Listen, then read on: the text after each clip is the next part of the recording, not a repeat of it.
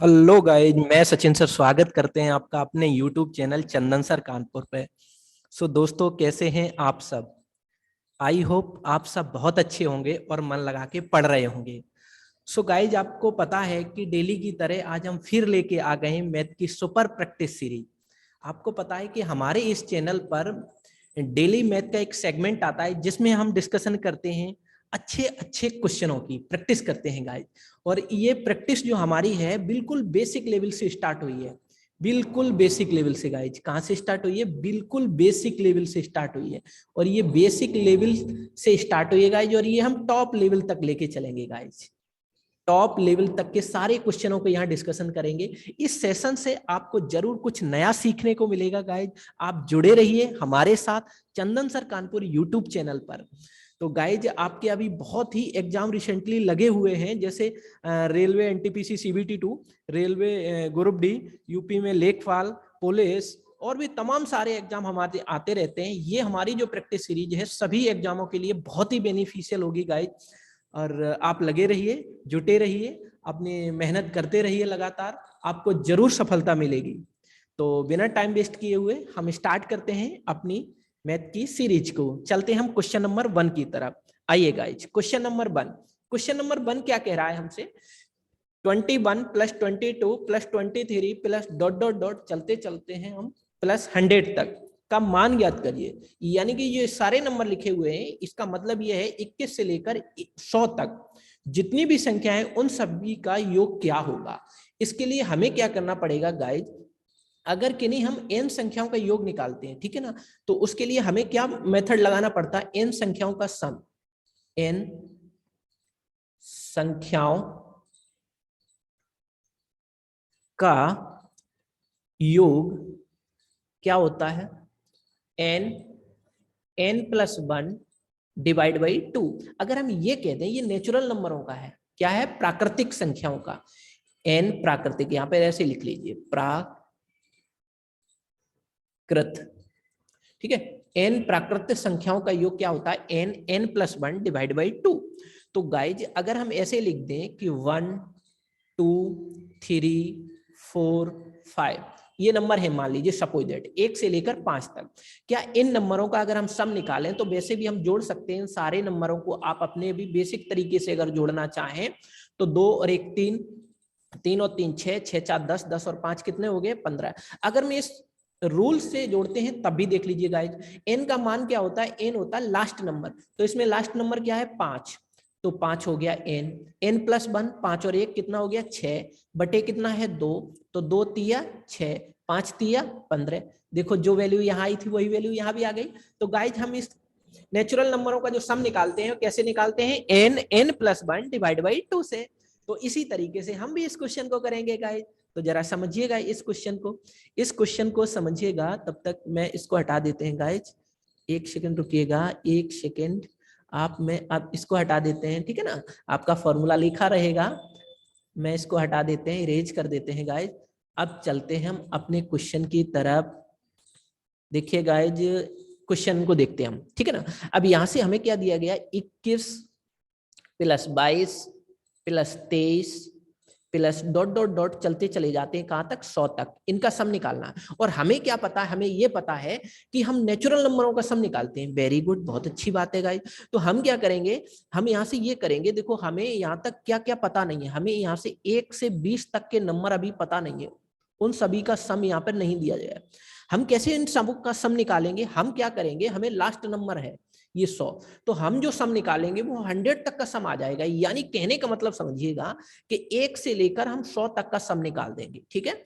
जब हम 1 से लेकर 100 तक का सम निकालेंगे, उसमें से अगर 1 से लेकर 20 तक के सम को अगर हम घटा दें तो क्या 21 से लेकर 100 तक का 100 सम आ जाएगा? बिल्कुल आ जाएगा गाइज। तो चलिए उसी तरीके से हम करते हैं। 1 से लेकर 100 तक का योग कितना होगा, ठीक है ना। 1 से लेकर 100 तक संख्याओं का योग कितना होगा?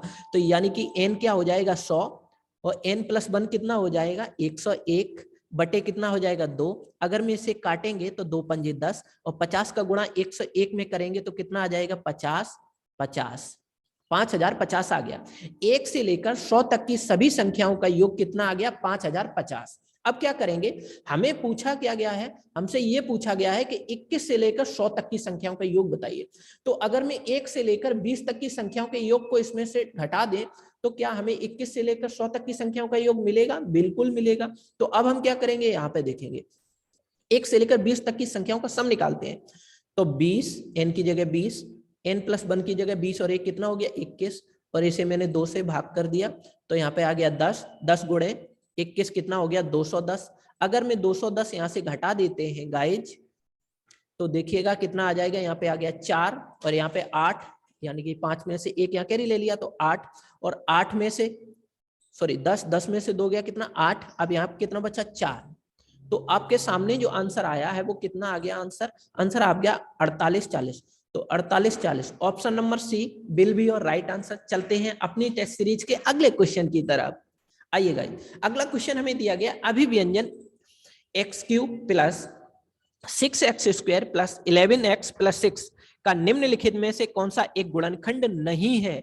आपसे क्या पूछा गया गाइस, यहाँ पे बिल्कुल आपको ध्यान रखना है, नहीं है। ऐसे क्वेश्चनों को आप बहुत ही अच्छे तरीके से पढ़िएगा, नहीं है पूछा गया है तो आप सब समझिएगा। इसके लिए आप बहुत ही सिंपल मेथड देखिएगा। सिंपल मेथड हमें ये देखना है, देखिए 6 ये है और यहाँ पे कितना है 6। आपको ये देखना है, लास्ट मेथड से भी देख सकते हैं आप। ये देखिए क्या मैं 1 से अगर भाग करेंगे तो 6 में और इसमें सब में जाएगा क्या, इसमें भी जाएगा इसमें भी जाएगा, बिल्कुल जाएगा। क्या इस पूरे एक्सप्रेशन में x प्लस 2 का भाग जाएगा, बिल्कुल चला जाएगा, 2 3 6 चला जाएगा। अब देखिए क्या x यहाँ x होगा, ये c नहीं होगा गाइस, ठीक है। x प्लस 3, क्या इस पूरे एक्सप्रेशन में x प्लस 3 का भाग जाएगा, बिल्कुल जाएगा। देखिए 3 दूनी 6, 3 दूनी 6, बिल्कुल कटेगा ये, इसका मतलब जाएगा इनका भाग। एक इकलौता ऑप्शन नंबर ए बचता है जिसका भाग नहीं जाएगा। देखिए आप 4 का भाग दीजिए 6 में, क्या पूरी तरीके से जा रहा है, नहीं जा रहा है। आप देखिए यहाँ पे देखिए 2 दूनी 4, 2 3 6, फिर पॉइंटों में आ रहा है, पूरा पूरा भाग नहीं गया। अगर पूरा पूरा भाग नहीं गया तो इसका मतलब यही है कि x प्लस 4 इसका एक गुणनखंड नहीं है, x प्लस 1 भी इसका गुणनखंड है, x प्लस 2 भी इसका गुणनखंड है, x प्लस 3 भी इसका गुणनखंड है। तो आपका सही जवाब क्या बनेगा यहाँ पे, ऑप्शन नंबर ए, क्योंकि आपसे ये पूछा गया था कौन सा गुणनखंड नहीं है। तो x प्लस 4 एक ऐसा है जिसका ये गुणनखंड नहीं है। आई होप ये क्वेश्चन बहुत ही अच्छे से समझ में आया होगा आपको। अब चलते हैं हम अगले क्वेश्चन की तरफ। Question number 3। क्वेश्चन नंबर 3 क्या कह रहा है कि x plus 1 upon x equal to 2 हो तो x की पावर 37 प्लस 1 अपॉन एक्स की पावर 31 का मान ज्ञात करिए। इस क्वेश्चन को गाइस देखिएगा, ये क्वेश्चन जो हमारा है वो एलजेब्रा का क्वेश्चन है, एलजेब्रा का क्वेश्चन है गाइस, एलजेब्रा का ये क्वेश्चन है। इस क्वेश्चन को हम समझते हैं। देखिए आपको क्या लॉजिक लगाना है इस क्वेश्चन में कि x plus 1 upon x equal to 2 दिया है, तो ये 2 कब हो सकता है, कॉमन सेंस, ये 2 कब हो सकता है, जब x की जगह पे क्या होगा 1 होगा और यहां भी कितना होगा 1 होगा, यानी कि 1 और 1 ही मिलकर ये क्या हो सकते हैं 2 हो सकते हैं। यानी कि यहां से भी 1 आना चाहिए और यहां से भी 1 आना चाहिए, या आप ऐसे कह सकते हैं कि दोनों का मान कितना आना चाहिए, मिलके 2 आना चाहिए। तो अगर हम x की जगह पे 1 पुट कर दें तो यहाँ भी 1 आ गया और यहाँ भी 1 आ गया, तो यहाँ कितना आ गया 2 आ गया। हमने क्या किया यहाँ पर x इक्वल टू 1 पुट किया है, ठीक है। x इक्वल टू 1 जब मैंने पुट किया तो इसका मान कितना निकल के आ गया 2 आ गया। चलिए हम वही करते हैं, हम पुटिंग मेथड से इसको फिर करते हैं आगे। अब हमसे क्या पूछा गया, x की पावर 37 प्लस x की 1 अपॉन एक्स की पावर 31 का मान बताइए।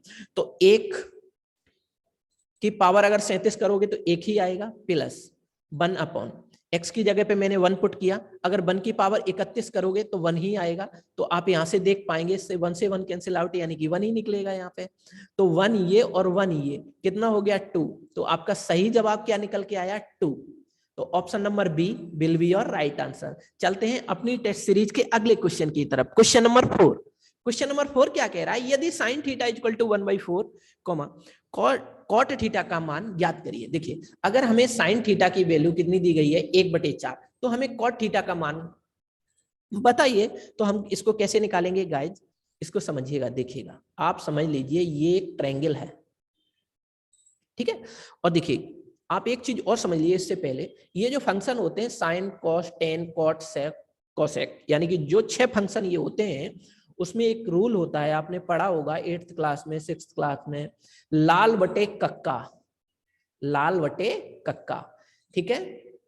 लाल बटे कक्का का मतलब ये है कि लंब बटे कर्ण, आधार बटे कर्ण, लंब बटे आधार, यानी कि जो पहला ये होता है इसे हम क्या कहते हैं, sine, sine theta, sine theta होता है लंब बटे कर्ण। इसी तरीके से ये कॉस थीटा, कॉस थीटा क्या होता है, आधार बटे कर्ण। इसी तरीके से ये होता है लंब बटे आधार, ये होता है क्या, टेन थीटा। अगर मैं नीचे से पढ़ना स्टार्ट कर दें, यहां से देखिए साइन कॉस टेन हो गया, अब मैं यहां से पढ़ूंगा कॉट थीटा, कॉट थीटा को क्या पढ़ूंगा, आधार बटे लंब, उल्टा पढ़ेंगे इसको, आधार बटे कर्ण। कॉट के बाद कौन आता है, सेक आता है, सेक थीटा, सेक थीटा को क्या पढ़ेंगे, कर्ण बटे आधार।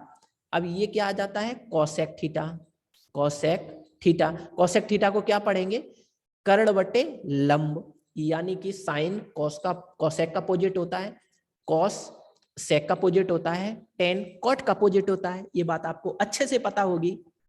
तो गाइज हम इसको सॉल्व करते हैं। देखिए अगर साइन थीटा को मैं देखूंगा तो साइन थीटा होता क्या, साइन थीटा बराबर होता है लंब बटे कर्ण। तो देखिए ये क्या है आपका, ये लंब है, और ये क्या है आपका कर्ण है, और ये क्या है आपका आधार है। इंग्लिश में अगर बोलेंगे तो इसे बेस बोलेंगे, इसे परपेंडिकुलर बोलेंगे, इसे हाइपोटेनस बोलेंगे, ठीक है। तो देखिए गाइज यहाँ पे जब हम देखेंगे तो हमें क्या दिया गया, लंब बटे कर्ण। तो लंब मेरा क्या है, लंब ये है, तो लंब कितना दिया, ये क्या है, लंब है, और ये 4 क्या है, कर्ण है, क्योंकि हम साइन की प्रॉपर्टी जानते हैं इसके अकॉर्डिंग, ठीक है। तो लंब कितना हो गया, 1, और कर्ण कितना हो गया, कर्ण हो गया आपका 4, ठीक है। लंब हो गया 1, कर्ण हो गया क्या आपका, कर्ण हो गया आपका 4। तो आधार कितना हो जाएगा आपका, अब जरा आधार को हम देखते हैं। अब आप आधार निकाल लेंगे, क्योंकि आपके पास ये लंब आ गया और ये कर्ण आ गया। अब आपको आधार निकालना है, तो आधार कैसे निकालेंगे गाइज, आप पाइथागोरस थ्योरम लगाएंगे। पाइथागोरस थ्योरम क्या कहती है, पाइथागोरस थ्योरम कहती है कि कर्ण का स्क्वायर, कर्ण का स्क्वायर बराबर आधार का स्क्वायर प्लस लंब का स्क्वायर। तो आप इसी पाइथागोरस से आप जब सॉल्यूशन करेंगे गाइज, तब आप क्या करेंगे, देखिए कर्ण कितना दिया गया है, कर्ण दिया गया हमें 4, तो 4 का स्क्वायर क्या हो जाएगा, 16 इज इक्वल टू। अब देखिएगा यहाँ आधार है, आधार कितना है आपको, आधार ही आपको निकालना है, ठीक है। तो आधार का स्क्वायर प्लस लंब कितना दिया गया गाइज, 1 दिया गया, लंब 1 का स्क्वायर करोगे तो 1 ही आएगा, 1 का स्क्वायर जब आप करोगे तो क्या आएगा आपका, 1 ही निकल के आएगा। तो 1 आ गया यहाँ से। तो आप यहाँ से देख पाओगे जब इस 1 को इधर भेजोगे तो कितना बन जाएगा, ये 15, यानी कि ये इधर जाएगा तो माइनस का हो जाएगा, 16 में से 1 गई 15 इज इक्वल टू यहाँ क्या हो जाएगा, आधार का स्क्वायर। जब यहाँ से आप स्क्वायर हटाओगे तो स्क्वायर किधर जाएगा, इधर रूट चढ़ जाएगा। तो अगर आप, हाँ सॉरी, हाँ अब आपका मान आ गया आधार का, आधार का क्या मान आ गया, √15। जब √15 आपका आधार आ गया, यहाँ कितना आ गया, √15। जब √15 आपका आधार आ गया, आपसे पूछा क्या गया, कॉट थीटा। कॉट थीटा की प्रॉपर्टी समझिएगा, कॉट थीटा भी आप क्या कह रहे थे, कॉट थीटा को, कॉट थीटा को कह रहे थे आप आधार बटे लंब। तो आधार बटे लंब, आधार कितना है, आधार आपका √15 है। देखिए कॉट थीटा को आप क्या कहेंगे, कॉट थीटा, कॉट थीटा को आप कहेंगे आधार बटे लंब। तो आधार कितना है, अब आपके अकॉर्डिंग इस ट्राइंगल को देखिएगा, आधार आपका है देखिए √15 और लंब कितना है 1, तो आपका सही जवाब क्या आएगा, √15/1। तो √15/1 ही आपका सही जवाब भी होगा। तो option number C will be your right answer, √15/1। चलते हैं अगले क्वेश्चन की तरफ guys, question number 5। Question number 5 क्या कह रहा है, एक मोटर गाड़ी अमुक यात्रा 8 घंटे में, एक होगा, एक मोटर गाड़ी अमुक यात्रा 8 घंटे में पूरा करती है। वह आधी दूरी को 40 किलोमीटर पर घंटे और शेष दूरी को 60 किलोमीटर पर घंटे से तय करती है। तो यात्रा की दूरी ज्ञात करिए। आप सब जानते हैं दूरी बराबर क्या होती है, स्पीड इनटू टाइम। दूरी बराबर चाल गुणे समय, या ये भी कह सकते हैं चाल बराबर दूरी बटे समय, बात एक ही है, ठीक है ना गाइस। अब क्या करते हैं, हमने मान लीजिए कि ये एक दूरी है, ठीक है, ये कोई पॉइंट ए है और ये कोई पॉइंट बी है, ठीक है। क्या होता है, एक पर्सन है, वो पर्सन क्या करता है, आधी दूरी, ठीक, आधी दूरी, ठीक है, आधी दूरी तो वो किससे यात्रा तय करता है, यात्रा वो आधी दूरी मोटर गाड़ी से तय करता है, ठीक है। ये जो आधी दूरी है, सपोज दैट उसने मोटर कार से तय की है, मोटर कार से, मोटर कार से, ठीक है। और जो शेष आधी दूरी थी, शेष आधी दूरी थी वो किससे की है उसने, वो पैदल तय की होगी। शेष दूरी किसी भी वाहन से तय कर रहा है, इससे हमें कोई बात नहीं है, ठीक है। आधी दूरी वो 60 किलोमीटर पर घंटे की चाल से तय करता है, ठीक है। इसकी स्पीड क्या थी, जो ये पहली दूरी आधी दूरी तय की उसने किस स्पीड से तय की, 40 किलोमीटर पर घंटे। और जो शेष आधी दूरी थी वो किस स्पीड से उसने तय की, इसे S1 मान लो स्पीड 1, इसे स्पीड 2। यहाँ पे किस स्पीड से तय की उसने, 60 किलोमीटर पर घंटे से। ओके गाइज, तो हम मान लेते हैं कि ये डी दूरी है, ये भी डी दूरी है, ठीक है। टोटल जो दूरी हो जाएगी वो कितनी हो जाएगी, ये वाला भी लॉग भी डी है, यानी कि ए से लेकर इस पॉइंट तक की भी दूरी डी मान ली हमने, और इस पॉइंट से लेकर यहाँ बी पॉइंट तक की दूरी कितनी मान ली, डी मान ली। तो टोटल अगर हम दूरी की बात करें, टोटल डिस्टेंस की अगर हम बात करें तो कितनी हो गई, डी और डी 2D हो गई, बिल्कुल हो गई साहब। अब जरा देखिएगा आप कि डी दूरी किस स्पीड से तय कर रहा है, यानी कि दूरी बटे चाल, चाल क्या पहले थी 40 किलोमीटर पर घंटा। अब देखिए आधी वही डी दूरी, पहले आधी डी दूरी 40 किलोमीटर पर घंटे और आधी डी दूरी 60 किलोमीटर पर घंटे से। तो यानी कि दूरी बटे चाल, दूरी बटे चाल, दूरी बटे चाल बराबर क्या होता है, समय। तो यहाँ कितना समय लग रहा है उसे, 8 घंटे लग रहे हैं। अब जरा यहाँ से अगर हम देखें तो इनका एलसीएम कितना आ गया, 120, 4 तिये 12, यहाँ आ गया 3D, और 6 दूनी 12, यहाँ आ गया 2D, तो यहाँ कितना आ गया आपका 8। तो यहाँ से आप अगर इसे सॉल्व करेंगे गाइज, तो यहाँ से आ गया 5D upon 120 is equal to 8। यहाँ से अगर मैं कैंसिल आउट करूं, 5 दूनी 10, 5 चौके 20, तो डी की वैल्यू कितनी आ गई, 8 चौके 32, 8 दूनी 16, 17 18 19, 192 आ गई डी की दूरी। अब आपसे पूछी गई है टोटल डिस्टेंस, तो टोटल डिस्टेंस के लिए इसे 2 गुना करना पड़ेगा। अगर मैं इसे 2 गुना कर देंगे, क्योंकि 2D है वो, अगर मैं टोटल डिस्टेंस को यहाँ देखेंगे तो कितनी आ जाएगी, 2 दूनी 4, 2 निम 18 और 2 एकम 2, तो कितनी आ गई यहाँ से, और 2 एकम 2 और 1 3, 384। तो टोटल डिस्टेंस आपकी कितनी आ गई, 384। यही आपसे पूछा गया था गाइस। तो 384 kilometre will be your right answer. Option number C will be your right answer. I hope ये क्वेश्चन आपको बहुत ही अच्छे से समझ में आया होगा। पहले मैंने इसका बेसिक स्ट्रक्चर बताया, फिर इसका सॉल्यूशन कराया गाइस। अब चलते हैं क्वेश्चन नंबर 6 की तरफ। आइए क्वेश्चन नंबर 6, अगर एक चौकोर के पास को 25% बढ़ाया जाए तो उसका क्षेत्रफल कितने प्रतिशत बढ़ाया जाएगा। देखिएगा ये एक चौकोर पार्श्व है, ठीक है। उसमें ये कहा जा रहा है चौकोर है एकदम, ये ऐसे समझ लीजिए चारों कॉर्नर में, इस तरीके से कुछ भी समझ लीजिए, कोई बात नहीं। जब चौकोर है तो देखिए लंबाई भी होगी चौड़ाई भी होगी, क्या क्या होगी, लंबाई होगी, चौकोर है तो उसमें क्या क्या होगा, लंबाई होगी और चौड़ाई होगी, ठीक है।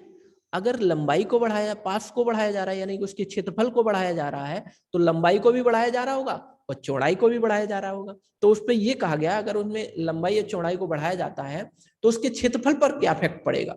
तो हम देख लेते हैं गाइज, मान लेते हैं कि 25% उसका पार्श्व बढ़ाया जाता है, तो 25% का मतलब क्या हो जाएगा, फ्रैक्शन में अगर देखेंगे तो 1/4, क्योंकि 25 चौके 100, परसेंटेज हटाओगे तो कितना आ जाएगा 1/100। आप सब जानते हैं कि ये परसेंटेज जो सिंबल है इसका मान क्या होता है, 1/100 होता है। तो परसेंटेज जहां से हटाओगे आप वहां किसकी मल्टीप्लाई करोगे, 1/100, क्योंकि परसेंटेज का मान ही 1/100 होता है, ठीक है। तो जब हमने यहाँ परसेंटेज को हटाया 1/100 किया तो 25 चौके 100, 1/4 आ गया। और मैंने आपको बताया कि ये जो नीचे डिनोमिनेटर होता है, हर होता है, उसी को हम बेस वैल्यू मानते हैं, इसी को हम बेस वैल्यू मानते हैं, यानी कि आधार मानते हैं इसको, ठीक है। और ये ऊपर जो होता है कर्ण, इसको क्या होती है, इसे हम इंक्रीज और डिक्रीज मानते हैं। यानी कि हम ये कह दें कि अगर हमने 25% की कमी कर दी तो हम क्या कहेंगे, 4 में से 1 की कमी कर दी। अगर हम ये कहें कि 25% की वृद्धि कर दी तो 4 में 1 की वृद्धि कर दी, ठीक है, इस तरीके से। तो जरा देखिए 25% बढ़ाया जाता है, ये क्या बात बोली गई है, बढ़ाया जाता है। तो हमने कहा कि पहले 4 था, अब कितना कर दिया गया 5, और इसके क्षेत्रफल, तो क्षेत्रफल निकालेंगे, मान लीजिए लंबाई का इफेक्ट 4 से 5 हो गया, अब चौड़ाई का इफेक्ट कितना हो गया, 4 से 5 फिर हुआ। तो हम क्या करेंगे, इसको सॉल्यूशन करेंगे। देखिएगा 4 चौके 16 रेशियो 5 पंचे 25, पहले मेरा 16 था, अब कितना हो गया 25, तो कितना बढ़ गया 9, 16 और 9 25, 9 बढ़ा, किससे बढ़ा, ये 16 से बढ़ा। बेस तो मेरा 16 था, पहले तो मेरा 16 था, एरिया पहले कितना था 16, अब कितना हो गया 25, कितना बढ़ गया 9, किससे 16 से। इंटू 100। तो देखिएगा 4 चौके 16, 4 25 हम 100, 25 निम्मा 225 बटे कितना आ जाएगा 4। तो आप काट लेंगे इसको, 4 पंजे 20, 4 पंजे 20, 4 छंगे 24, 4 दूनी 8, 4 पंजे 20, यानी कि 56.25% की वृद्धि हो गई। और यही आपका सही जवाब होगा। Option number D will be your right answer. I hope ये क्वेश्चन भी आपको बहुत अच्छे से क्लियर हुआ होगा। अब हम चलते हैं अपनी टेस्ट सीरीज के अगले क्वेश्चन की तरफ। क्वेश्चन नंबर 7 आइएगा। क्वेश्चन नंबर 7 क्या कह रहा है कि एक पहिया है 88 किलोमीटर की दूरी को तय करने में 1000 घूर्णन करता है। घूर्णन का मतलब चक्कर लगाता है, ठीक है। तो पहिए का व्यास क्या है, देखिएगा ये एक पहिया है, ये एक पहिया है, ठीक है। ये क्या है, एक पहिया है। ये पहिया क्या करता है, ये पहिया 1000 चक्कर लगाता है। कितने चक्कर लगाता है ये, 1000।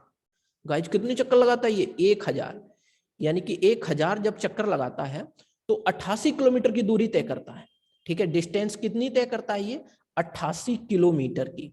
जब ये 1000 चक्कर लगा देगा, जब घूर्णन करेगा 1000, तो कितनी किलोमीटर की दूरी कवर कर लेगा, ये 88 किलोमीटर की दूरी कवर कर लेगा। तो हमें इसका क्या बताना है, डायमीटर बताना है, व्यास बताना है, डायमीटर बताना है। यानी कि व्यास हमें पूछा गया है, इसका व्यास क्या होगा, ठीक है। तो वेरी गुड, हम इस क्वेश्चन को बहुत ही आसान वे में कर लेंगे। जरा गाइस समझिए कैसे। देखिए इसके निकालने का ये, मान लीजिए हमने कोई दूरी है, ठीक है, ठीक है। दूरी के लिए अब आपको क्या देखना है, ये 2 पाई r, ये देखिए ये एक वृत्त टाइप का बन गया, एक पहिया है तो एक सर्किल बन गया। और सर्किल का पेरीमीटर क्या होता है, 2 पाई r। सर्किल का पेरीमीटर क्या होता है, एक बार में ये 2 पाई r चक्कर लगाएगा, 2 पाई r, ठीक है। यही इसका क्या होता है, सर्किल का पेरीमीटर होता है, ठीक है, सर्किल का परिमाप। तो ठीक है, इनटू n, n क्या है, चक्कर, ठीक है। ये क्या है, d दूरी है, यानी कि दूरी लगाता है अपने परिमाप इनटू n।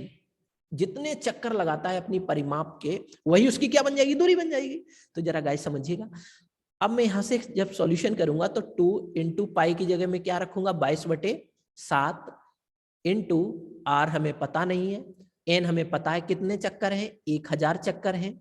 अब जरा एक बात समझिएगा, हम क्या करें इस चीज को, ये ऑप्शन सारे मीटर में दिया जा रहा है। जब सारे ऑप्शन मीटर में है तो हम क्यों ना इस किलोमीटर 88 किलोमीटर को मीटर में कन्वर्ट करने, यहाँ पे हमें दूरी तो लगानी है। तो डी हमें दिया गया है, कितना दूरी कितनी दी गई है, हमें दूरी दी गई है 88 किलोमीटर। क्या हम 88 किलोमीटर को 88,000 मीटर कह पाएंगे, बिल्कुल कह पाएंगे साहब, सारे ऑप्शन आपके मीटर में है। जरा देखिए, क्या आप इस 1000 से क्या ये 3 जीरो खत्म कर देंगे, बिल्कुल कर देंगे साहब। 22 चौके 88, 2 दूनी 4, तो आपका आर कितना आ गया प्यारे बच्चों, आपका आर आ गया है 14, 7 दूनी 14।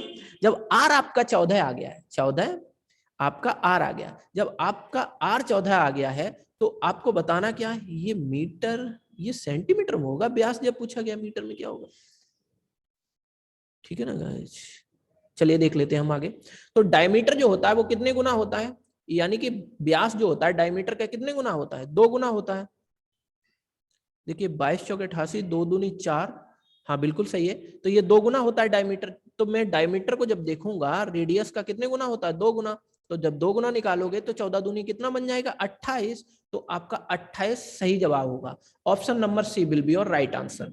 अब चलते हैं हम अपनी टेस्ट सीरीज के अगले क्वेश्चन की तरफ, आइएगा। Question number 8। क्वेश्चन नंबर 8 क्या कह रहा है, एक समांतर चतुर्भुज का एक पार्श्व 14 सेंटीमीटर है, विपरीत पार्श्व से उसकी दूरी 16 सेंटीमीटर है। समांतर चतुर्भुज का क्षेत्रफल क्या होगा, ठीक है।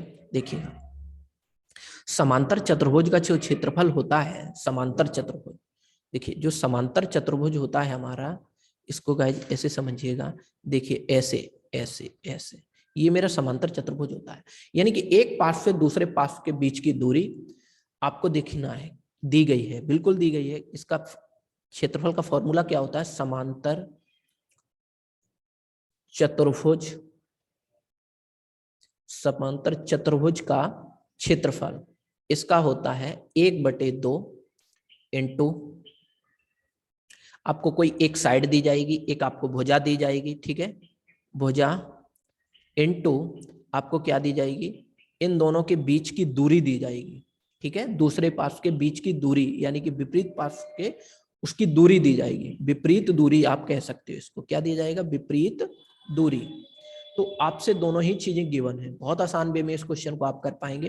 भुजा कितनी दी गई है, एक पास दिया गया आपको 14 सेंटीमीटर, उसके विपरीत कितना दिया गया 16, तो आप इसको काट लीजिए, 2 सत्ते 14, 16 सत्ते 112, तो 112 सेंटीमीटर स्क्वायर ही आपका इसका क्षेत्रफल होगा। सीधा फॉर्मूला बेस्ड क्वेश्चन था ये, बहुत ही आसान क्वेश्चन था। Option number A will be our right answer. हम चलते हैं अपनी टेस्ट सीरीज के अगले क्वेश्चन की तरफ। Question number 9। क्वेश्चन नंबर 9 क्या कह रहा है कि एक घन का आयतन 512 सेंटीमीटर क्यूब है, तो उसके तल का क्षेत्रफल क्या होगा। देखिएगा, एक घन है, कोई एक ये घन है, ये एक घन है, और इस घन में हम क्या दिया गया है, घन का आयतन दिया गया, वॉल्यूम दिया गया। तो देखिएगा, और उसका हमें एरिया पूछा गया है। तो देखिए, जो क्यूब का वॉल्यूम होता है, वॉल्यूम ऑफ क्यूब यानी कि घन का आयतन, घन का आयतन, घन का जो आयतन होता है तो क्या होता है, ए क्यूब, यानी कि भुजा का क्यूब वही घन का आयतन होता है।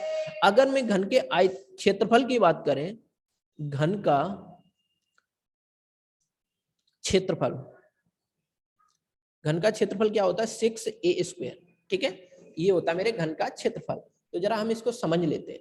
देखिए, घन का हमें आयतन दिया गया है, तो घन का आयतन क्या दिया गया है, मैं मानता हूं a क्यूब, और दिया कितना है 512। अगर मैं यहाँ से a की वैल्यू निकालें, यानी कि एक साइड की वैल्यू यहाँ से निकालें, तो क्या हमें पता चल पाएगी कितनी होगी, बिल्कुल साफ पता चल पाएगी। अगर मैं इस 512 का क्यूब रूट लेते हैं तो कितना आ जाएगा, आप जानते हैं 6 छक्के 36 छक्के 512, तो आपको यहाँ से कितना निकल के आ जाएगा 6। तो आपको इसका आयतन निकालना है, तो आयतन निकालने के लिए आपको क्या करना पड़ेगा, देखिए आपको 6 इंटू 6 छक्के 36, आप जरा देख लीजिए 6 छक्के 36 और 6 × 18 19 20 21, तो आपका 216 आ रहा है। एक सेकंड का रुकिएगा आप लोग, एक सेकंड रुकिएगा, इसमें हम देख लेते हैं, एक सेकंड। तो गाइज हमें जो पूछा गया है, हमसे क्या पूछा गया है, सॉरी इस क्वेश्चन में हमें ये पूछा गया है गाइज, इस क्वेश्चन में तल का क्षेत्रफल पूछा गया है, हमें घन का क्षेत्रफल नहीं पूछा गया। अगर हम घन का क्षेत्रफल निकालेंगे तो 216 ही आएगा, ठीक है ना गाइज। हमें क्या पूछा गया, तल का क्षेत्रफल। जब तल का क्षेत्रफल निकालेंगे तो लंबाई गुणे चौड़ाई, तो कितना हो जाएगा 6 × 6, तो 6 छक्के 36। जब तल का क्षेत्रफल निकालोगे तो कितना बन जाएगा यहाँ पर 6 छक्के 36। तो यहाँ पे कोई ऑप्शन नहीं है गाइज, एक सेकेंड आप इस क्वेश्चन को समझिएगा कि सो गाइज इसमें पूछा गया होगा, शायद क्षेत्रफल ही पूछा गया होगा या आपसे तल का क्षेत्रफल, दोनों के ऑप्शन ये होंगे। शायद इसमें प्रिंटिंग मिस्टेक है, ऑप्शन इसमें कोई मिल नहीं रहा है। तो आपके लिए इसका घन का क्षेत्रफल जो होगा वो कितना हो जाएगा 216 हो जाएगा, उसके तल का क्षेत्रफल लंबाई गुणे चौड़ाई यानी कि 36 बन जाएगा। हम चलते हैं अपनी टेस्ट सीरीज के अगले क्वेश्चन की तरफ। आइए guys, question number 10। Question number 10 क्या कह रहा है, एक वस्तु का दाम, ये दर होगा या दाम होगा, 10% घटाया गया, पूर्व मान में उसको पुनः लाने के लिए नए दाम को, ये दाम होगा, पुनः लगाने के लिए नए दाम को कितने प्रतिशत बढ़ाना है। देखिए, एक वस्तु है जिसकी रेट जो है वो 10% घटाई गई है, ठीक है, क्या की गई है, ये घटाई गई है 10%। देखिए, जो पहले आइटम आपको 100 रुपए में मिलता था, वो अब आइटम कितने में मिलने लग रहा होगा 90 में, क्योंकि उसकी रेट कितनी कर दी गई है 10% कम कर दी गई है। अब पूर्व मान में लाने के लिए उसे कितना प्रतिशत बढ़ाना होगा। जब ये पूर्व मान में लाएगा तो देखिए कमी कितने की गई है, कमी की गई है 10 की। अगर ये हम इस 90 को पूर्व मान में लेके आएंगे तो कितने प्रतिशत की वृद्धि करनी पड़ेगी। देखिए, यानी कि 10 रुपए की वृद्धि करनी पड़ेगी, किससे, यानी कि आपको किससे वृद्धि करनी पड़ेगी, 90 से वृद्धि करनी पड़ेगी। देखिए 100 से हमने रेट कितनी कर दी 90, पहले घटा दी। अगर मैं इस 90 को 100 में लाना चाहेंगे तो कितने प्रतिशत की मेरे को वृद्धि करनी पड़ेगी। तो देखिए गाइस, यहाँ पे मैंने कितने की वृद्धि करनी पड़ेगी, 10 रुपए की वृद्धि करनी पड़ेगी। किससे वृद्धि करनी पड़ेगी, 90 रुपए से वृद्धि करनी पड़ेगी, इंटू 100। तो यहाँ से 0 से 0 कैंसिल आउट। अगर मैं 100 में भाग करेंगे 9 का, तो 11 निम्मा 99, तो 1/9 आपको कितने प्रतिशत की वृद्धि करनी पड़ेगी, 11 सही 1/9% की वृद्धि करनी पड़ेगी। Option number C will be your right answer. चलते हैं अपनी टेस्ट सीरीज के अगले क्वेश्चन की तरफ। आइए गाइज, क्वेश्चन नंबर हमें दिया गया है 11 क्वेश्चन में क्या दिया गया है, एक थैली में 25 पैसे, 10 पैसे और 5 पैसे के सिक्के इस अनुपात में दिए गए हैं। किस अनुपात में दिए गए? 1:2:3 के अनुपात में है। अगर उनका कुल मान 30 रुपए हो तो 5 पैसे के सिक्कों की संख्या ज्ञात करें। तो आप एक चीज बहुत अच्छे से समझ रहे होंगे। देखिए 25 पैसे के जो सिक्कों के जो अनुपात दिया गया वो क्या दिया गया? 1:2:3। अगर मैं इस अनुपात को हटाएं तो क्या है, x लिख सकते हैं, क्या यहाँ पे 2x लिख सकते हैं, क्या यहाँ पे 3x लिख सकते हैं? बिल्कुल लिख सकते हैं साहब। अब देखिए 25 पैसे के सिक्के जो होते हैं वो कितने होते हैं? 1 रुपए में देखें अगर हम तो 4 होते हैं, 25 चौके 100। अब देखिए 10 पैसे के सिक्के 1 रुपए में कितने होते हैं? अगर मैं इसे पैसे को रुपए में बदलेंगे तो हमें क्या करना पड़ेगा? 10 के कितने पैसे हो जाएंगे? 1 रुपए में अगर बात करें तो 10 हो जाएंगे सिक्के। अब जरा आगे बढ़िएगा, 5-5 पैसे के कितने सिक्के बन जाएंगे 1 रुपए में? 1 रुपए में 5-5 पैसे के कितने सिक्के बन जाएंगे? 20 बनेंगे कि नहीं? देखिए 20 पंजे 100, बिल्कुल। अगर मैं इन सबको ऐड करेंगे, इन सभी पैसों को ऐड करेंगे तो कितने रुपए बन रहे हैं? रुपए बन रहे हैं 30। तो आप इन सब का एलसीएम ले लीजिए, एलसीएम आ गया 20। ठीक है ना गाइस, आपका एलसीएम कितना आ गया? 20। तो 4 पंजे 20, 5x प्लस 10 दूनी 20, 2 दूनी 4x प्लस 20 से कम 20, 3x इज इक्वल टू कितना आ गया? 30। तो यहाँ से आप निकाल पाए 5 और 4 9, 9 3 12। अगर मैं इसका करेंगे तो 12x upon 20 is equal to कितना हो जाएगा? 30। अब देखिए 6 दूनी 12, 6 पंजे 30, 2 धई 10, x की वैल्यू कितनी आ गई? x की वैल्यू आ गई 50। आपसे पूछा क्या गया है? 50 पैसे की सिक्कों की संख्या। ठीक है, तो 50 पैसे के सिक्कों की संख्या कितनी हो जाएगी? x की वैल्यू जब 50 आ गई तो यहाँ पे देखिए ये 3x, तो 3x की वैल्यू कितनी आ जाएगी यहाँ पे? तो ये देखो 3x तो है ये, अगर अनुपात हटाएंगे तो यहाँ पे 2x है, यहाँ पर x है। तो हमें ये 25 पैसे के सिक्के, ये 10 पैसे के सिक्के और ये 5 पैसे के सिक्के, तो 5 पैसे के सिक्के x की वैल्यू आ गई 50, तो 3x की वैल्यू कितनी हो जाएगी? 50 गुणे 3 बराबर 150। तो 150 option number C will be our right answer, यही आपका सही जवाब होगा। अब चलते हैं अपनी टेस्ट सीरीज के अगले क्वेश्चन की तरफ। Question number 12। क्वेश्चन नंबर 12 क्या कह रहा है कि एक मित्र 624 रुपए को आपस में 1/2 अनुपात 1/3 अनुपात 1/4 अनुपात में बांट लेते हैं। तीसरे मित्र का अंश बताइए। देखिए गाइस, ये पार्टनरशिप का क्वेश्चन है। देखिए गाइस, 1/2 अनुपात 1/3 अनुपात 1/4। ठीक है, तो हम क्या करेंगे, हम एक चीज और कर सकते हैं, इन तीनों का क्या ले लेंगे, हम नीचे वाले डिनोमिनेटर का एलसीएम ले लेंगे। ठीक है, ये पहला मित्र है, ये दूसरा मित्र है और ये तीसरा मित्र है। ठीक है ना गाइज, अब जरा हम एलसीएम जब लिया तो एलसीएम कितना आ गया? 4 दूनी 8, 4 तिया 12। एलसीएम कितना आ गया? एलसीएम जो आया आपका 12 आ गया। ठीक है, जब 12 एलसीएम आ गया तो 2 छक्के 12, यहाँ पे 6 आ गया, और 3 चौके 12, यहाँ पे 4 आ गया, और 4 तिया 12, यहाँ पे कितना आ गया? 3। ठीक है, पहले मित्र को मिलेगा 6 यूनिट, दूसरे मित्र को मिलेगा 4 यूनिट और तीसरे मित्र को मिलेगा 3 यूनिट। तो 6 4 10 और 3 कितना हो गया? 13। यानी कि टोटल पैसे कितने हैं? 13 यूनिट। वो 13 यूनिट कितने के बराबर हैं? 624 के। तो देखिए 13 चौके 52, 13 चौके 52, 13 चौके 52। अब आपके यहाँ पे कितने बचे? आपके यहाँ पे बच गए हैं 13 चौके 52, 10 बच गए हैं। ठीक है ना, तो आपके हो गए कितने? 104। 13 अट्ठे 104। ठीक है ना, तो एक यूनिट की वैल्यू कितनी आ गई? 48। जब एक यूनिट की वैल्यू 48 है, आपसे किसी का भी हिस्सा पूछ लिया जाए तो अगर हम सभी के हिस्सों की बात करेंगे तब भी निकाल पाएंगे। ठीक है ना, आपसे पूछा क्या गया है? तीसरे मित्र का अंश, तो तीसरे का है कितना? 3 यूनिट। ठीक है, तो जब 3 यूनिट है, एक यूनिट की वैल्यू कितनी? 48 है, तो 3 यूनिट की वैल्यू कितनी हो जाएगी? 48 गुणे 3, 3 अट्ठे 24, 3 चौके 12, 13 14। तो आपका सही जवाब कितने हो जाएगा? आपका 144 रुपए आ जाएगा। 144 option number D will be our right answer. अब चलते हैं हम अपनी टेस्ट सीरीज के अगले क्वेश्चन की तरफ। Question number 13। क्वेश्चन नंबर 13 क्या कह रहा है हमसे? एक दुकानदार 2 प्रकार की चाय को 3:2 के अनुपात में मिलाता है। पहले की लागत 35 रुपए प्रति किलोग्राम और दूसरे को 45 रुपए प्रति किलोग्राम। अगर वह मिलाए प्रकार को 41.60 रुपए प्रति किलोग्राम में बेचता है तो उसका लाभ या हानि प्रतिशत ज्ञात करें। दिखेगा, इस क्वेश्चन को समझने की कोशिश करिएगा।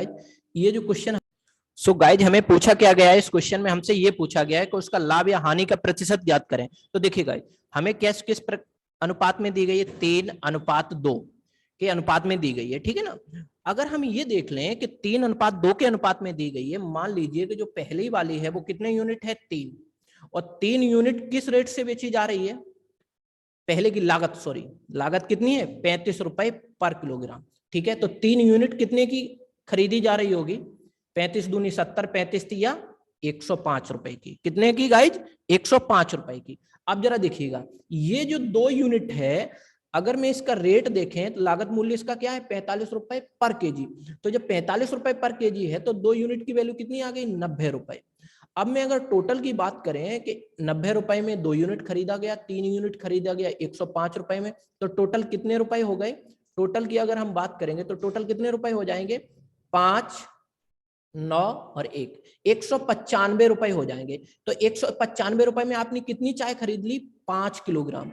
तो क्या हम 1 किलोग्राम चाय का मूल्य बता पाएंगे, यानी कि ये खरीद मूल्य अगर हम ओवरऑल निकालना चाहें कि 195 रुपए में आपने 5 किलोग्राम चाय खरीदी है, 3 किलोग्राम 35 रुपए प्रति किलोग्राम के हिसाब से, और 2 यूनिट यानी कि 90 रुपए प्रति किलोग्राम के हिसाब से। तो 5 यूनिट के अगर मैं वैल्यू 5 से डिवाइड कर देंगे तो 1 यूनिट की वैल्यू आ जाएगी, बिल्कुल आ जाएगी। तो 5 3 15, 5 9 45। तो मेरे अकॉर्डिंग उस चाय का जो सीपी आया वो कितना आ गया, यानी कि कॉस्ट प्राइस कितना आ गया, 39 रुपए।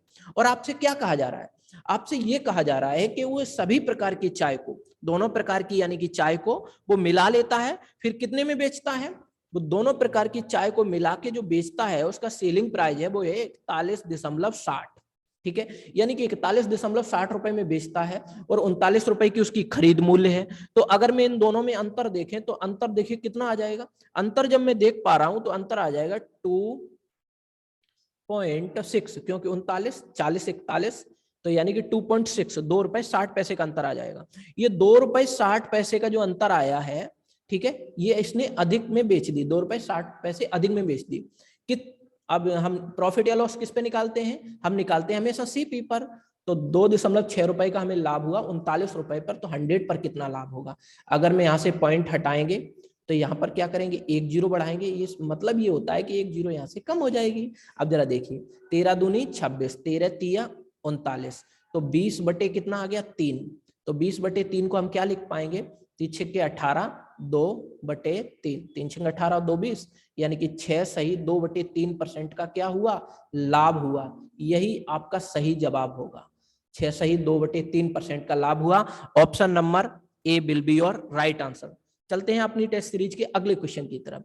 आइए गाइस, अगला क्वेश्चन क्या है, ये क्वेश्चन नंबर 14। बर्फ ठंडा से उसी तरह संबंधित है जिस तरह भूमि से संबंध। अरे ये तो रीजनिंग का क्वेश्चन आ गया गाइस। देखिए गाइस ये क्वेश्चन जो है हमारा रीजनिंग का क्वेश्चन है। देखिए इस क्वेश्चन में ये कहा गया है कि बर्फ जिस प्रकार ठंडा से संबंधित है उसी प्रकार आप बताइए कि जो हमारी भूमि होती है वो किससे से संबंधित है। तो आप जानते हैं बर्फ में ठंडक होती है, बर्फ में क्या होती है, ठंडक होती है। उसी प्रकार से अगर मैं ऑप्शन की तरफ आए, भार गुरुत्व जंगल समुद्र, हाँ, जिस तरीके से बर्फ में ठंडक होती है उसी तरीके से जमीन में यानी कि भूमि में क्या होता है, गुरुत्व होता है, ग्रेविटेशनल क्या होता है, गुरुत्व। तो ऑप्शन नंबर आपका क्या बनेगा, बी बनेगा। देखिए बर्फ में आपको ठंडक महसूस होती है, ये आपकी बर्फ रखी होगी तो उसमें ठंडक महसूस होगी, बिल्कुल होगी साहब।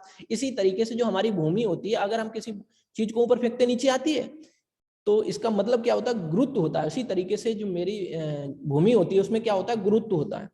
चलिए आई होप ये क्वेश्चन भी आपको अच्छे से क्लियर हुआ होगा। चलते हैं क्वेश्चन नंबर 15 की तरफ। आइएगा क्वेश्चन नंबर जो 15 हमें दिया गया है, क्वेश्चन नंबर 15 क्या कह रहा है कि दो संख्याओं के वर्गों का योग, दो संख्याओं के वर्गों का योग कितना दिया जा रहा है गाइस, दो संख्याओं के वर्गों का योग जो हमें दिया जा रहा है वो 80 दिया जा रहा है और उनके अंतर का वर्ग 36 है। तो संख्या का गुणनफल क्या होगा। देखिए गाइस हमसे कहा जा रहा है कि दो संख्याओं के वर्गों का योग, मान लीजिए दो संख्याएं, एक संख्या x है और दूसरी संख्या क्या है, y है। दोनों संख्याओं के वर्गों का योग, वर्ग मतलब स्क्वायर कर दिया, यहाँ पे देखो वर्गों का योग कितना दिया जा रहा है, 80। जैसा क्वेश्चन कह रहा है वैसा हमने काम कर दिया, ठीक है ना गाइस। और उनके अंतर का वर्ग, ठीक है, और उनके अंतर का वर्ग, बात को समझते हुए चलना, वर्ग का अंतर नहीं दिया गया है, अंतर का वर्ग दिया गया। अंतर का वर्ग मतलब स्क्वायर दिया गया, x - y का स्क्वायर। वो आपको कितना दिया गया है 36। तो आपको क्या बताना है, उन संख्याओं का गुणनफल क्या होगा। आपसे पूछा गया x इंटू वाई क्या होगा, ये है आपका पूरा सवाल। देखिए गाइस, अब में आप एक चीज समझ जाते हैं यहां से कि x माइनस वाई का होल स्क्वायर का हम एक फॉर्मूला जानते हैं। क्या जानते हैं आप साहब?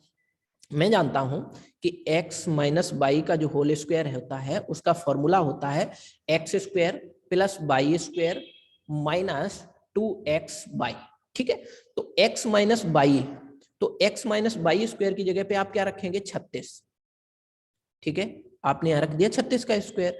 अब आप ये भी जानते हैं x square plus y square, x square plus y square की वैल्यू आपको कितनी दी जा रही है 80 दी जा रही है गाइज, माइनस 2xy। क्या हमें यहाँ से xy की वैल्यू मिल पाएगी?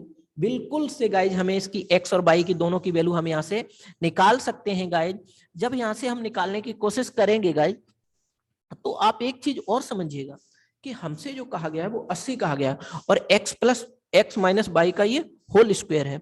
तो आप यहां से एक चीज बहुत आसान वे में समझ पाए होंगे कि जो हमें यहाँ पे 36 दिया गया, अगर मैं x और y की वैल्यू निकालना चाहें तो क्या हम कर सकते हैं? जरा देखिए, x माइनस वाई का होल स्क्वायर आपको पता है वो कितना है 36 है।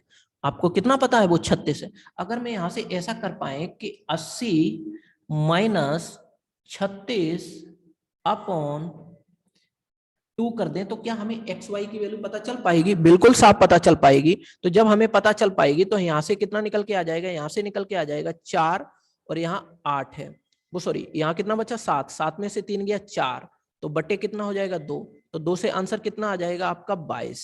यहाँ पे जो आपका ऑप्शन आएगा, ऑप्शन आपका आ जाएगा यहाँ पे, क्या आ जाएगा यहाँ पे आपका? यहाँ पे गाइज आपको बिल्कुल कंफ्यूज नहीं होना है कि x माइनस वाई का होल स्क्वायर जैसे ही आपने खोला तो x square plus y square minus का एक्स वाई, तो यहाँ से आपका एक्स स्क्वायर, सॉरी इस पूरे की वैल्यू दी गई है, इस पूरे की वैल्यू क्या दी गई है 36, तो यहाँ पे हम स्क्वायर हटा सकते हैं। इस पूरे की वैल्यू दी गई है एक्स माइनस वाई स्क्वायर की ही वैल्यू 36 है, तो एक्स माइनस वाई स्क्वायर की वैल्यू कितनी हो गई 36 equal to x square plus y square की वैल्यू हो गई 80 माइनस 2xy। तो हम यहाँ से xy की वैल्यू निकाल लिए, तो मेरी xy की वैल्यू कितनी आ गई 22। तो option number A will be your right answer, 22 ही आपका सही जवाब होगा। सो गाइज, आज के हमारे सारे क्वेश्चन पूरे होते हैं, बहुत ही अच्छे तरीके से हमने सारे क्वेश्चनों का डिस्कशन किया है। सो गाइज, हमें कमेंट करके जरूर बताइए आपको ये सेशन कैसा लगा। अगर सेशन अच्छा लगा हो तो ज्यादा से ज्यादा लाइक करें, अपने दोस्तों के साथ शेयर करें और हमारे चैनल को सब्सक्राइब करना ना भूलें, ताकि हमारे ये अच्छे से अच्छे क्वेश्चनों का डिस्कशन आप तक पहुंचता रहे गाइज। तो आप हमारे चैनल को जरूर सब्सक्राइब करें, चंदन सर कानपुर, और इस चैनल को ज्यादा से ज्यादा शेयर करें ताकि हमारा मोटिवेशनल स्तर भी बढ़ सके और आपके लिए हम अच्छी अच्छी चीजें और भी कंडक्ट करके लेके आ पाए। ठीक है ना गाइज? तो आज के लिए इतना ही रखते हैं, मिलते हैं नेक्स्ट वीडियो में आपके साथ अगली टेस्ट सीरीज के साथ गाइज। तब तक के लिए खूब पढ़ें, मन लगा के पढ़ें। All the best.